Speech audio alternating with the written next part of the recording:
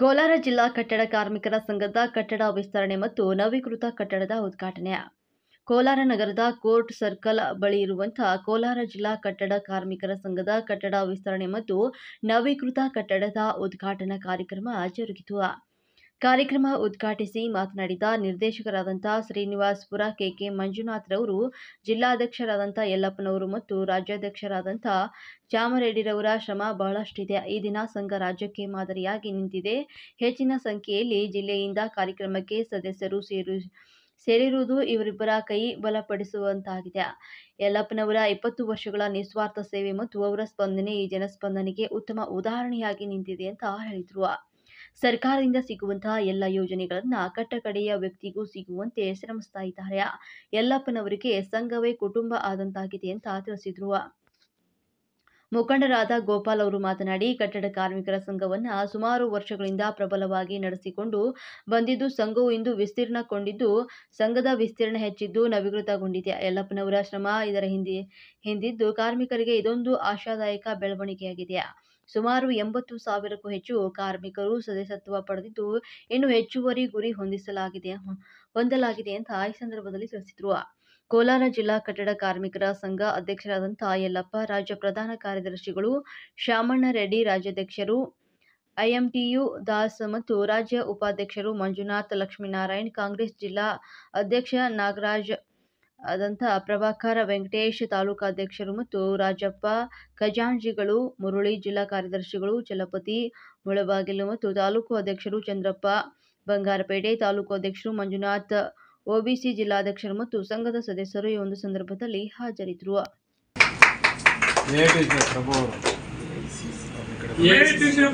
ಸ್ವಲ್ಪ ಹಿಂದೆ ಬೇಡ, ಈ ಕಡೆ ತಿರುಗಿ ಅಣ್ಣ.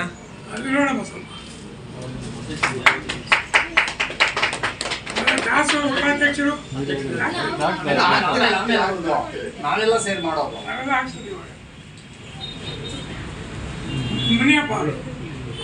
ಈ ಕಡೆ ಬರೋಣ. ಮಂಜುನಾಥ್ ಅವರು ಈ ಕಡೆ ನೋಡಿ.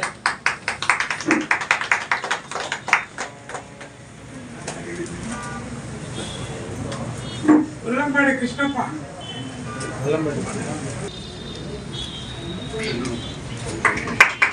ಗ್ರಾಮ ಪಂಚಾಯತಿ ಸದಸ್ಯ ಚಂದ್ರು, ಚಂದ್ರಣ್ಣ ಈ ಕಡೆ ನೋಡಿ. ನೋಡಿ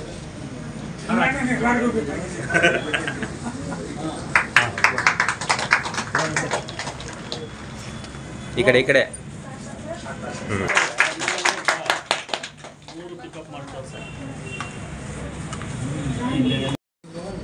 ಕರ್ನಾಟಕ ರಾಜ್ಯ ಮಟ್ಟದ ಕಟ್ಟಡ ಕಾರ್ಮಿಕರ ಸಮಾವೇಶವನ್ನು ಕೂಡ ನಾವು ಕೋಲಾರಲ್ಲೇ ಮಾಡಬೇಕು ಅಂತ ಹೇಳಿ ತೀರ್ಮಾನ ಮಾಡಿದ್ದೀವಿ. ಅದಕ್ಕೂ ಕೂಡ ಪೂರ್ವ ಸಿದ್ಧತೆಗಳನ್ನು ಕೂಡ ನಾವು ಮಾಡಿ ಅದರ ಒಂದು ಸಮಿತಿಗಳನ್ನು ಕೂಡ ರಚನೆ ಮಾಡೋದಕ್ಕೆ ತೀರ್ಮಾನ ಮಾಡಿ, ಆ ರಚನೆಗಳ ಮೂಲಕ ಎಲ್ಲ ಜಿಲ್ಲೆಗಳಲ್ಲೂ ಕೂಡ ತಾಲೂಕಲ್ಲಿ ಸಭೆಗಳನ್ನ ಮಾಡ್ಕೊಂಡು ಬಂದು ಕಟ್ಟಡ ಕಾರ್ಮಿಕರದು, ನಂತರ ಅಂತಿಮವಾಗಿ ಡಿಸೆಂಬರ್ ಅಥವಾ ಜನವರಿ ಮೊದಲನೇ ವಾರದಲ್ಲಿ ರಾಜ್ಯ ಮಟ್ಟದ ಒಂದು ದೊಡ್ಡ ಸಮಾವೇಶವನ್ನು ಕೂಡ ನಾವು ಮಾಡೋದಕ್ಕೆ ತೀರ್ಮಾನ ಮಾಡಿದ್ದೀವಿ. ಆ ಸಮಾವೇಶಕ್ಕೆ ಸುಮಾರು ಒಂದು 10,000 ಜನ ಕೂಡ ಇಲ್ಲಿ ಭಾಗವಹಿಸಲಿಕ್ಕೆ ಇದು ಮಾಡಿ, ನಮ್ಮ ರಾಜ್ಯದ ಮುಖ್ಯಮಂತ್ರಿಗಳಾದಂಥ ಸಿದ್ದರಾಮಯ್ಯನವರು, ಡಿ.ಕೆ. ಶಿವಕುಮಾರ್ ಅವರು, ಅದೇ ರೀತಿಯಲ್ಲಿ ನಮ್ಮ ರಾಜ್ಯದ ಕಾರ್ಮಿಕ ಮಂತ್ರಿಗಳಾದಂಥ ಸಂತೋಷ್ ಲಾಲ್ ಅವರು ಮತ್ತು ಕೋಲಾರ ಜಿಲ್ಲಾ ಉಸ್ತುವಾರಿ ಸುರೇಶ್ ಅವರು, ಹೀಗೆ ಎಲ್ಲ ನಾಯಕರು ಕೂಡ ಬರಲಿಕ್ಕೆ ಒಪ್ಕೊಂಡಿದ್ದಾರೆ. ಅದು ದಿನಾಂಕವನ್ನು ನಾವು ಮುಂದೆ ಪ್ರಕಟ ಮಾಡ್ತೀವಿ. ಈ ಒಂದು ಸಿದ್ಧತಾ ಸಭೆಗಳ ಕೂಡ ಮಾಡಿ ಇವತ್ತು ಹೊಸದಾಗಿ ಈ ಒಂದು ಕಟ್ಟಡವನ್ನು ಉದ್ಘಾಟನೆ ಮಾಡ್ತಾ ಇದ್ದೀವಿ. ಈ ಉದ್ಘಾಟನೆಗೆ ನಮ್ಮ ಗೋಪಾಲ್ ಅವರ ಕಟ್ಟಡ ಕಾರ್ಮಿಕರ ಆಫೀಸಲ್ಲಿ ಪೂಜಾ ಕಾರ್ಯಕ್ರಮಕ್ಕೆ ಆಗಮಿಸಿದ ಜಿಲ್ಲಾಧ್ಯಕ್ಷರಾದ ಶ್ರೀ ಲಕ್ಷ್ಮೀನಾರಾಯಣ ಅವರವರೇ, ಇದೇ ರೀತಿ ನಮ್ಮ ಕಾರ್ಮಿಕರು ಅಂದರೆ ಅವ್ರು ಇಲ್ಲದಿದ್ದರೆ ಯಾವುದೇ ಕೆಲಸ ನಡೆಯೋದಿಲ್ಲ. ಇವತ್ತು ಯಾವುದಾದ್ರೂ ಮಲ್ಟಿಪರ್ಪಸ್ ಬಿಲ್ಡಿಂಗ್ಗಳಾಗಲಿ ಅಥವಾ ಕಾಮಗಾರಿಗಳಾಗಲಿ ನಡಿಬೇಕು ಅಂದರೆ ಕಟ್ಟಡ ಕಾರ್ಮಿಕರು ಭಾಳ ಮುಖ್ಯ. ದೇಶಕ್ಕೆ ರೈತರು ಈಗ ಮುಖ್ಯನೋ ಅದೇ ರೀತಿ ಕಾರ್ಮಿಕರು ಕೂಡ ಮುಖ್ಯ. ಹಾಗಾಗಿ ಈ ದಿನ ಈ ಕಾರ್ಮಿಕರ ಕಟ್ಟಡ ಉದ್ಘಾಟನಾ ಕಾರ್ಯಕ್ರಮದಲ್ಲಿ ಭಾಗವಹಿಸಿ ನಮ್ಮನ್ನೆಲ್ಲ ಉದ್ದೇಶಿಸಿ ಮಾತಾಡೋದಕ್ಕೆ ಅವಕಾಶ ಕೊಟ್ಟಿದ್ದಾರೆ. ಸರ್ಕಾರದಲ್ಲಿ ಹಲವಾರು ಕಾರ್ಯಕ್ರಮಗಳಿದ್ದಾವೆ. ಅದನ್ನೆಲ್ಲ ಬಳಸ್ಕೊಂಡು ನಮ್ಮ ಮಕ್ಕಳನ್ನು ಉನ್ನತ ವಿದ್ಯಾಭ್ಯಾಸದ ಜೊತೆಗೆ ಕೊಂಡೊಯ್ಯಬೇಕು. ಅದೇ ರೀತಿ ಆಗಾಗ ಎಲ್ಲಪ್ಪನವ್ರು ಹೇಳ್ತಾ ಇರ್ತಾರೆ, ಜಿಲ್ಲಾ ಕಾಂಗ್ರೆಸ್ ಭವನದಲ್ಲಿ ಕಟ್ಟಡ ಕಾರ್ಮಿಕರಿಗೆ ಒಂದು ಕಚೇರಿ ಕೊಟ್ಟಿದ್ದೀವಿ.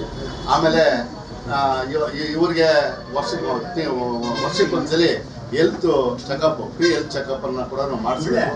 ಹಲವಾರು ಕಾಯಿಲೆಗಳಿಗೆ ತುತ್ತಾಗ್ತಾ ಇರ್ತಾರೆ. ಅಂಥದ್ದನ್ನೆಲ್ಲ ಸರ್ಕಾರದ ಗಮನಕ್ಕೆ ತಗೊಂಡ್ಬಂದು ಅವರಿಗೆ ಉಚಿತವಾದಂಥ ಒಂದು ಆರೋಗ್ಯ ಶಿಬಿರವನ್ನು ಕೂಡ ಮಾಡಬೇಕು ಅಂತ ಕೂಡ ಹೇಳ್ತಾ ಇರ್ತಾರೆ. ಅದೇ ರೀತಿ ಯಾರಿಗೆ ಕಟ್ಟಡ ಕಾರ್ಮಿಕರಿಗೆ ನಿವೇಶನ ಇರೋದಿಲ್ಲ, ಮನೆ ಇರೋದಿಲ್ಲ ಅಂಥವರ ಒಂದು ಪಟ್ಟಿ ಮಾಡಿ ಸರ್ಕಾರದ ಗಮನಕ್ಕೆ ತಗೊಂಡ್ಬಂದು ಇಂಥ ಕಟ್ಟಡ ಕಾರ್ಮಿಕರಿಗೆ ಆದಂಥ ಸಪ್ರೇಟ್ ಆದ ಹೆಂಗೆ ಸ್ಲಮ್ ಬೋರ್ಡು ಮತ್ತು ಬೇರೆ ಬೇರೆ ರೀತಿಯಾದಂಥ ವಸತಿ ಭವನಗಳು ಸರ್ಕಾರದಿಂದ ಮತ್ತು ಕೇಂದ್ರ ಸರ್ಕಾರ ಮತ್ತು ರಾಜ್ಯ ಸರ್ಕಾರದಿಂದ ನಿರ್ಮಾಣ ಮಾಡ್ತದೆ. ಅದರಲ್ಲಿ ಒಂದಿಷ್ಟು ಅಂತೇಳಿ ಪರ್ಸೆಂಟೇಜನ್ನು ತೆಗೆದು ಕಟ್ಟಡ ಕಾರ್ಮಿಕರಿಗೇನೆ ಕೊಡುವಂಥ ವ್ಯವಸ್ಥೆ ಕೂಡ ಆಗಬೇಕು ಅಂತ ಕೂಡ ಇತ್ತೀಚಿನ ದಿನಗಳಲ್ಲಿ ಜಿಲ್ಲಾಧ್ಯಕ್ಷರ ಜೊತೆ ಚರ್ಚೆ ಮಾಡಿ ವಸತಿ ಸಚಿವರ ಜೊತೆ ಕೂಡ ಮಾತಾಡಿ ಅಂತ ಕೂಡ ಎಲ್ಲರೂ ಮಾತಾಡಿದ್ದಾರೆ. ಇದರ ಎಲ್ಲರ ಸಲುವಾಗಿ ಅದರ ಒಂದು ರೂಪರೇಷೆಗಳನ್ನು ನಮ್ಮ ಶಾಮಣ್ಣವರು ಮನವಿ ಮುಖಾಂತರ ಮಂತ್ರಿಗಳಿಗೆ, ಜಿಲ್ಲಾ ಮಂತ್ರಿಗಳಿಗೆ ಮತ್ತು ಸಂಬಂಧಪಟ್ಟಂಥ ಇಲಾಖಾ ಮಂತ್ರಿಗಳಿಗೆ ಕೊಟ್ಟು ಈ ಕಟ್ಟಡ ಕಾರ್ಮಿಕರ ಕಲ್ಯಾಣಕ್ಕಾಗಿ ಒಂದಷ್ಟು ಕೆಲಸ ಮಾಡಬೇಕು ಅಂತ ಹೇಳ್ತಾ ನನ್ನ ಮಾತು ಮುಗಿಸಿದ್ದೇನೆ.